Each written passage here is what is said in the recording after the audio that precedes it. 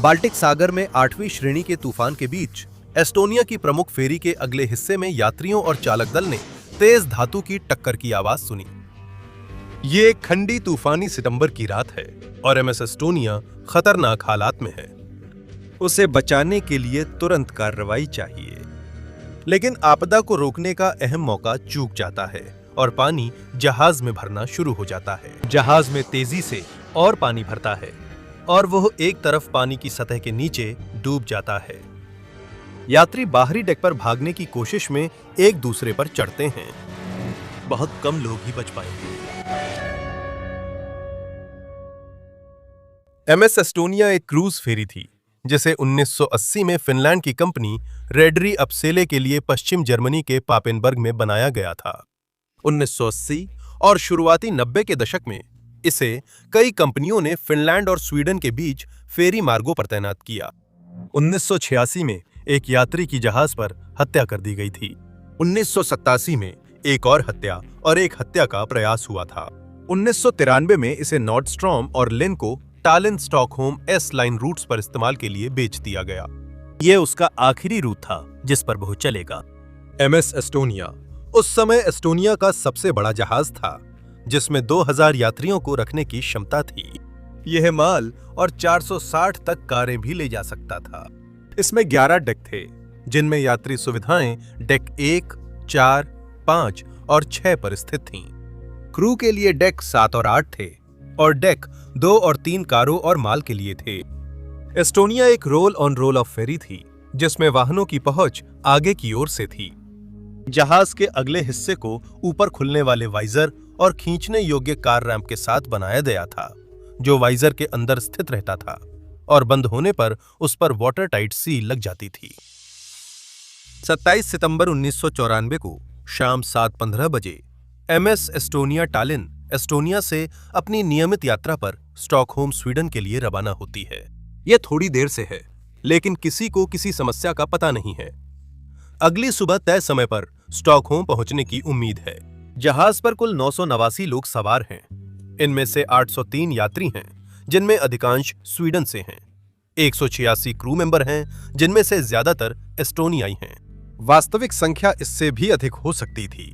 जहाज पूरी तरह से लदा हुआ था और खराब माल वितरण के कारण यह थोड़ा सा दाहिनी ओर झुका हुआ था। एक तूफान बन रहा है और मौसम बिगड़ता जा रहा है, जो अंततः एक गैल फोर्स 8 तूफान में बदल जाएगा। उसमें हवा के झोंके तेज हैं और लहरें ऊंची हैं। बारिश हो रही है और ठंड है। तापमान लगभग 10 डिग्री सेल्सियस है। साल के इस समय बाल्टिक सागर के लिए यह असामान्य नहीं है। हालांकि बाद में यही एमएस एस्टोनिया के लिए एक समस्या साबित होगी। लोग मौसम को लेकर चिंतित नहीं हैं। क्षेत्र में उस समय समुद्र में रहने वाली सभी यात्री फेरियां मौसम के बावजूद निकल चुकी हैं। शुरुआत में सब कुछ योजना के अनुसार चलता है। यह आधी रात है। एमएस मारिएला के मुख्य अधिकारी, जो एक नजदीकी फेरी है, एस्टोनिया की गति को लगभग 14.2 नॉट्स के रूप में ट्रैक करते हैं। एक और नजदीकी फेरी एमएस सिल्या, यूरोपा के अधिकारी भी इसकी गति 14 से 15 नॉट्स के बीच आंकते हैं। कुछ यात्री चिंतित हैं कि ये तूफानी हालात के लिए बहुत तेज चल रही है। कुछ लोग समुद्री बीमारी से परेशान हैं। कुछ को जहाज की स्थिति संभालने की चिंता है। एमएस एस्टोनिया फिर भी आगे बढ़ती है। 01 बजे मौसम अभी भी खराब है। हवा की रफ्तार 34 से 56 मील प्रति घंटा है। यह ब्यूफोर्ट स्केल पर 7 से 8 बल के बराबर है। लहरों की ऊंचाई भी अभी भी काफी है। लहरें 4 से 6 मीटर तक ऊंची उठ रही हैं। 0.110 पर एस्टोनिया टुर्कू द्वीप समूह के बाहरी इलाके में है। कुछ यात्री जहाज के बार और रेस्तरां में हैं या वे डिस्को में हैं। अन्य लोग अपनी केबिन में चले गए हैं क्योंकि वे थके हुए हैं या समुद्री बीमारी से परेशान हैं। मुसीबत का पहला संकेत तब सुनाई देता है जब जहाज के आगे की ओर एक जोरदार धमाका और अजीब सी धातु जैसी आवाज आती है। माना जाता है कि आवाज वाइजर से टकराती भारी लहर से आई थी, पर जहाज को नुकसान हुआ या नहीं स्पष्ट नहीं है। इस समय पुल पर मौजूद कप्तान आर्वो एंडरसन के पास अब भी आपदा को रोकने का समय है। अगर वह जहाज की गति कम करने का आदेश देते हैं तो सामने से पानी अंदर नहीं आएगा।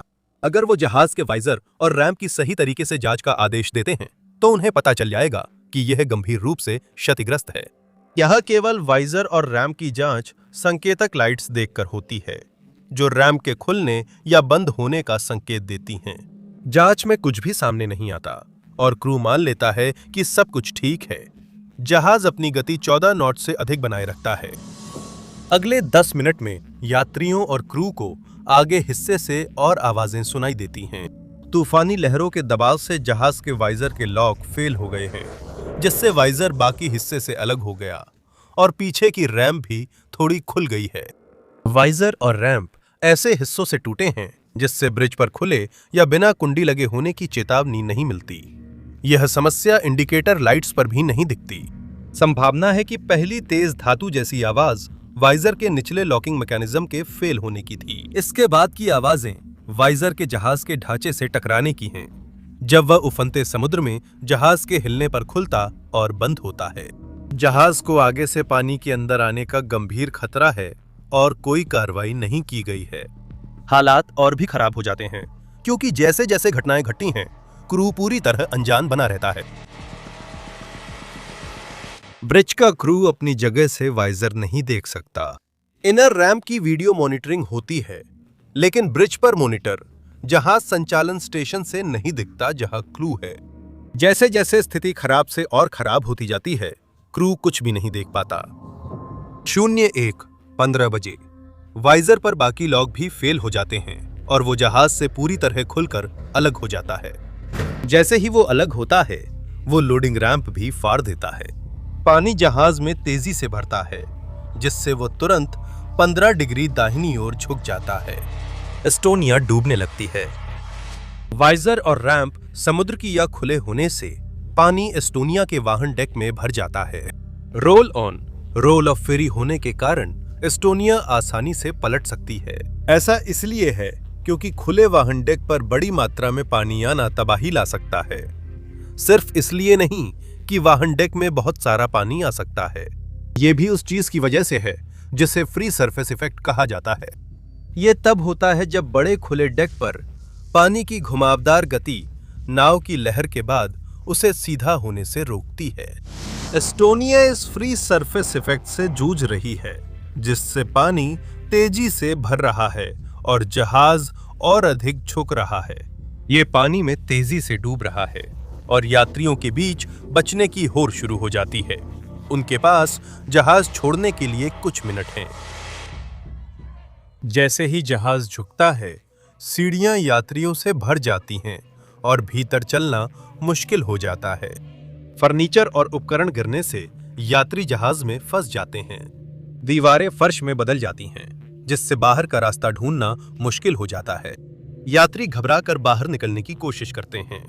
कुछ लोग डर के कारण रुक जाते हैं, समझ नहीं पाते क्या करें। कई लोग भीड़-भाड़ वाले गलियारों से नहीं निकल पाते। क्रू के कई सदस्य यात्रियों को बचाने की कोशिश करते हैं, एक दूसरे को खींचने के लिए मानव श्रृंखला बनाते हैं ताकि वे खड़ी गलियों से बाहर निकल सकें। हालांकि बहुत कम लोग ही सतह तक पहुंचेंगे। ब्रिज पर क्रू हालात संभालने की कोशिश करता है, लेकिन तब तक देर हो जाती है। रात 1:20 पर जब एस्टोनिया पर जिंदा बचने की होड़ तेज हो जाती है, तब क्रू आखिरकार अलार्म बजाते हैं। जहाज के पब्लिक एड्रेस सिस्टम पर एक शांत महिला आवाज एस्टोनियाई भाषा में कहती है, अलार्म, अलार्म, जहाज पर अलार्म है। इसके तुरंत बाद क्रू के लिए एक आंतरिक अलार्म बजता है। 1 मिनट बाद आपातकालीन सिग्नल बजता है। 01:22 बजे जहाज के क्रू ने मेडे सिग्नल भेजने की कोशिश की, लेकिन वे स्पष्ट संदेश देने में असफल रहे। Europe Estonia, Sicily, Europe Estonia, Estonia, Sicily, Europe. याना साख से जवाब दे रहा हूँ। मेडे कॉल एक मानक प्रारूप में कई जरूरी जानकारियां स्थापित करती है। मेडे, जहाज का नाम, स्थान, आपातकाल की प्रकृति और बोर्ड पर मौजूद लोगों की संख्या। एस्टोनिया, एस्टोनिया, मेडे, मेडे, मेडे। अगर ये सारी जानकारी चैनल 16 पर प्रसारित की जाती है, तो आसपास के सभी जहाजों को ठीक ठीक पता चल जाएगा कि स्थिति कितनी गंभीर है और उन्हें कैसे प्रतिक्रिया देनी है। Estonia, Sicily, Europe. क्या आप मेडेडे कॉल कर रहे हैं? अगर इनमें से कुछ जानकारी गायब है तो प्रतिक्रिया स्थिति की गंभीरता के अनुसार नहीं हो सकती या और जानकारी इकट्ठा करते हुए प्रतिक्रिया में देरी हो सकती है। एस्टोनिया, क्या हो रहा है? जवाब दे सकते हैं?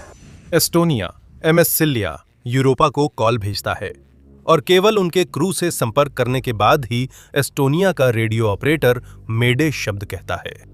MS सिलिया यूरोपा के रेडियो ऑपरेटर चीफ मेट टियो सापेलिन अंग्रेजी में जवाब देते हैं, एस्टोनिया, क्या आप मेडे कॉल कर रहे हैं?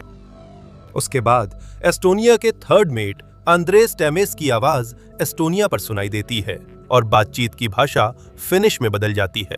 थर्ड मेट टेमेस कहते हैं कि जहाज 20 से 30 डिग्री तक झुक गया है, लेकिन उनकी बिजली चली गई है और वो तुरंत अपनी स्थिति नहीं बता सकते। इससे बचाव कार्य में देरी होती है और जहाज पर मौजूद 989 लोगों के लिए हर मिनट कीमती है। उनकी सामान्य नेविगेशन प्रणाली बंद है, केवल GPS काम कर रहा है, जो ब्लैकआउट में भी जहाज की स्थिति दिखाता है, लेकिन वो जहाज के ब्रिज की दाहिनी ओर है, जहां पहुंचना मुश्किल है क्योंकि जहाज बहुत झुका है। कुछ देर बाद टेंस एस्टोनिया पर से अपनी स्थिति चीफ मेट सेपेलिन को सिलिया यूरोपा पर बता देते हैं। या तो ब्रिज पर बिजली आ जाती है या कोई व्यक्ति, शायद टेम्स, खुद को नीचे GPS तक पहुंचा देता है। एस्टोनिया अपनी स्थिति MS सिलिया यूरोपा को रेडियो पर भेजती है, लेकिन आपातकालीन प्रसारण में कुछ अहम जानकारी अब भी गायब है। अब उन्होंने अपनी लोकेशन बता दी है और यह भी बताया है कि जहाज 20 से 30 डिग्री तक झुका हुआ है। इलाके के जहाजों को पता चलेगा कि स्थिति खराब है, लेकिन टैम्स ने साफ नहीं बताया कि जहाज पर 989 लोग हैं और वह तेजी से डूब रहा है। मैं सोच सकता हूं कि टैमेज सदमे में हैं। वह डूबते जहाज से भागने की अपनी प्रवृत्ति से लड़ रहे होंगे, लेकिन फिर भी वह अपनी जगह पर बने रहते हैं। डेक के नीचे हालात लगातार खराब होते जा रहे हैं। जहाज में पानी भर रहा है।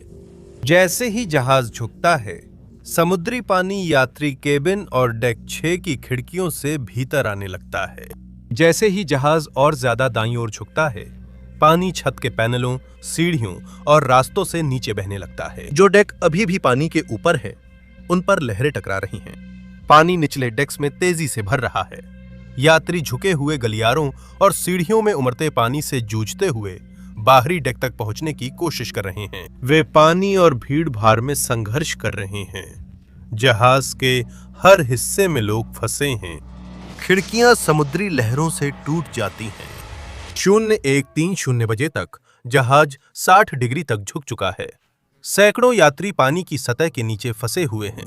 0130 के थोड़ी देर बाद एस्टोनिया ने फिनिश भाषा में अपना आखिरी रेडियो संदेश भेजा। बहुत बुरा है, अभी हालात बहुत खराब लग रहे हैं। 0150 बजे एस्टोनिया अभी भी अकेला है और यह 90 डिग्री पर झुका हुआ है। फिर यह पानी के नीचे चला जाता है और इलाके के जहाजों की रडार स्क्रीन से गायब हो जाता है। यह फिनलैंड के तट के पास स्थित ऊटो द्वीप से करीब 22 समुद्री मील दूर अंतर्राष्ट्रीय जल क्षेत्र में डूब जाता है और समुद्र तल पर 80 मीटर की गहराई में जा टिकता है। इसी दौरान बचाव दल अभी भी रास्ते में है और बचे हुए लोग बाल्टिक सागर के बर्फीले पानी में बह रहे हैं। कुछ लोग बच निकलते हैं, लेकिन उनमें से 1/3 बचाव दल के आने से पहले ही हाइपोथर्मिया से मर जाते हैं। बचे हुए लोग अपनी लाइफ राफ्ट में मरे हुए लोगों के शवों से चिपके रहते हैं, इस उम्मीद में कि उनसे मिलने वाली क्षण गर्माहट थोड़ी देर और बनी रहे। खोज और बचाव अभियान का समन्वय तुर्कू समुद्री बचाव समन्वय केंद्र कर रहा है। बाल्टिक दुनिया के सबसे व्यस्त शिपिंग क्षेत्रों में है, जहां समुद्र में कभी भी करीब 2000 जहाज होते हैं। बचाव योजनाएं आसपास की फेरी व नावों पर निर्भर करती हैं। हेलीकॉप्टरों को भी जीवित बचे लोगों की तलाश में मदद के लिए भेजा जा सकता है। यह योजना अब तक बाल्टिक में हुई अपेक्षाकृत कम डूबने की घटनाओं के लिए कारगर रही है। पिछली डूबने की घटनाओं में कम यात्री संख्या मददगार रही हो सकती है, लेकिन एस्टोनिया तेजी से डूबती है और उसमें 189 लोग सवार हैं। स्थिति तब और बिगड़ जाती है जब MS मारिएला टुर्कू बचाव समन्वय केंद्र को पैन संदेश भेजती है, जहां मेडे कॉल खास तौर पर जानलेवा आपात स्थिति के लिए होती है, जिसमें तुरंत कार्रवाई की जरूरत होती है। वहीं पैन उस स्थिति की गंभीरता को नहीं दर्शाता। इसका इस्तेमाल तब किया जाता है जब किसी जहाज को मदद की जरूरत होती है और स्थिति गंभीर होती है, लेकिन जान को तुरंत कोई खतरा नहीं होता। एस्टोनिया के डूबते समय भी तुर्कु बचाव समन्वय केंद्र ने उसकी मेडे कॉल की पुष्टि नहीं की थी। संभवतः ऐसा इसलिए हुआ क्योंकि एस्टोनिया पहली मेडे कॉल में स्पष्ट नहीं थी।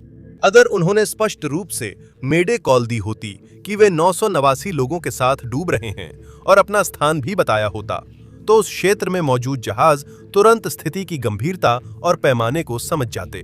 2:12 पर मारिएला 5 फेरी में से पहली थी जो दुर्घटना स्थल पर पहुंची। वे स्थिति का आकलन करते हैं और 02:30 बजे आखिरकार पूर्ण आपात स्थिति घोषित की जाती है। लेकिन मारिएला दुर्घटना के केंद्र के पास नहीं जा सकती। अंधेरा है, वे पानी नहीं देख सकते। अगर वे मोटर बोट को हादसे के केंद्र में ले जाते हैं तो प्रोपेलर से बचे लोगों को चोट लग सकती है। 0:35 बजे मारिएला अपने खुले लाइफ राफ्ट्स को समुद्र में उतारता है। एस्टोनिया के लाइफ राफ्ट्स पर मौजूद 13 लोगों को मारिएला पर सफलतापूर्वक स्थानांतरित किया गया। ये लोग अन्य राफ्ट्स की लोकेशन मारिएला की क्रू को बताते हैं, जो ये संदेश हेलीकॉप्टर क्रू और रास्ते में मौजूद जहाजों को भेजते हैं। 2 finish border guard helicopter super Puma और अगस्ता बेल पानी से यात्रियों को बचाने का काम शुरू करते हैं। राहत कार्य के दौरान इन हेलीकॉप्टरों को बचाव में शामिल फेरी के डेक पर उतरने के लिए मजबूर होना पड़ता है। सुपर प्यूमा के पायलट रिपोर्ट करते हैं कि फेरी पर उतरना मुश्किल और खतरनाक है। इसके बावजूद उनका हेलीकॉप्टर पानी से 44 लोगों को बचाता है। एमएस इसाबेला जहाज की रेस्क्यू स्लाइड से 16 लोगों को बचाती है। कुल मिलाकर बचाव अभियान के दौरान 137 लोगों की जान बचाई जाती है। मलबे से केवल 94 शव बरामद किए जाते हैं। कुल मिलाकर 852 लोगों की जान चली गई। यात्री सूची से पता चलता है कि शायद 69 और यात्री थे जिनका कोई हिसाब नहीं है, तो उस रात और भी ज्यादा मौतें हो सकती थीं। यह द्वितीय विश्व युद्ध के बाद यूरोप की सबसे बड़ी समुद्री आपदा है। एमएस एस्टोनिया के डूबने का फेरी सुरक्षा पर बड़ा प्रभाव पड़ा, ठीक वैसे ही जैसे 1912 में आरएमएस टाइटैनिक के साथ हुआ था। फेरी पर सामान्य सुरक्षा और लाइफ राफ्ट नियमों में बदलाव किए गए, निगरानी मानकों में संशोधन किए गए। अब सभी ईपीआईआरबी या आपातकालीन स्थिति संकेतक रेडियो बीकन का स्वचालित रूप से तैनात होना अनिवार्य है। एस्टोनिया पर इन्हें मैन्युअली सक्रिय करना पड़ता था और ऐसा नहीं हुआ। अगर इन्हें स्वचालित रूप से सक्रिय किया गया होता तो तुरंत स्पष्ट हो जाता कि जहाज संकट में है और स्थान भी साफ हो जाता। उथल-पुथल भरे पानी में झुकते जहाजों से बचाव के लिए नई लाइफ राफ्ट नियम भी लागू किए गए। ज्यादातर हादसों की तरह घटनाओं की श्रृंखला एक बड़े हादसे से शुरू हुई जिसे तुरंत पहचाना नहीं गया। जब पहला वाइजर लॉक टूट गया तो केवल इंडिकेटर लाइट की जांच की गई। क्रू ने जहाज की मजबूती को खुद जाकर नहीं परखा। तब वे खराब मौसम में जहाज का अगला हिस्सा आगे करके चलना रोक सकते थे। अगर वे पीछे की ओर गए होते और खराब मौसम में उल्टा चलते तो पानी डेक में नहीं घुसता और जहाज स्थिर रहता। उस मौके को चूकने के बाद घटना की गंभीरता और स्थान को मेडे कॉल में स्पष्ट रूप से नहीं बताया गया। फिर पास के एक जहाज से एक पैन कॉल भेजी गई जिसने घटना को कम करके ही बताया। एमएस एस्टोनिया के तीसरे अधिकारी आंद्रेस टेमेस, जिन्हें मेडे कॉल पर सुना गया, जहाज के साथ डूब गए।